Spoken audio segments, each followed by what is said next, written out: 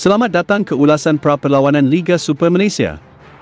Perlawanan tumpuan kali ini menyaksikan Kedah Darul Aman FC bakal berdepan pendahulu Liga, Johor Darul Ta'zim, di Stadium Darul Aman. Satu perlawanan yang pasti mencuri tumpuan peminat bola sepak tanah air. Kedah Darul Aman FC kini berada di tangga ke-11 Liga dengan 20 mata. Mencatat 6 kemenangan 5 seri dan 9 kekalahan. Pasukan ini masih bergelut dengan konsistensi tetapi pasti mahu bangkit di hadapan penyokong sendiri. Johor Darul Ta'zim JDT pula berada di puncak Liga dengan rekod luar biasa 20 kemenangan dan hanya 1 seri setakat ini. Harimau Selatan terus menunjukkan dominasi mereka dengan aksi menyerang yang cukup berbisa. Kedah Darul Aman FC perlu terus berjuang dengan apa saja yang mereka miliki ketika ini, selepas 3 kali gagal mengutip mata ketika berdepan Negeri Sembilan, KL City dan Kuching City. Pengendali sementara Victor Endrak mengakui beliau masih mengharapkan semangat daripada skuadnya pada aksi sebelum cuti Aidilfitri itu. Memang satu aksi yang dianggap cukup sukar buat kami dengan melihat cabaran dan dugaan yang kami sedang lalui ketika ini.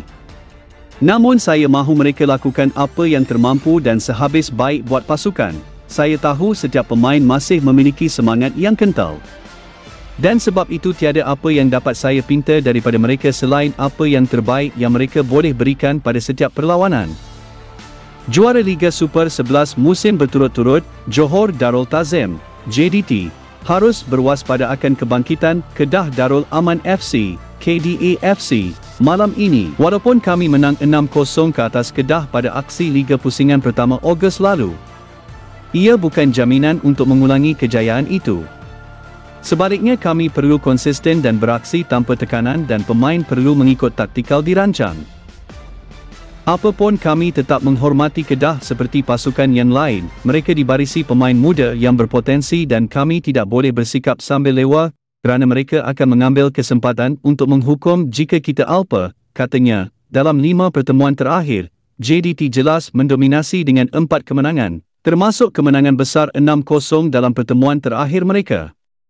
Kedah hanya mampu mengikat JDT sekali pada Ogos 2023 dengan keputusan 3-3. Dengan kelebihan bermain di tempat sendiri, Kedah mungkin mempunyai sedikit harapan untuk memberi saingan sengit. Namun, JDT yang berada dalam prestasi terbaik dijangka akan menguasai perlawanan ini. Adakah Kedah mampu mencipta kejutan atau JDT akan meneruskan rentak kemenangan mereka? Sama-sama kita nantikan perlawanan epik ini.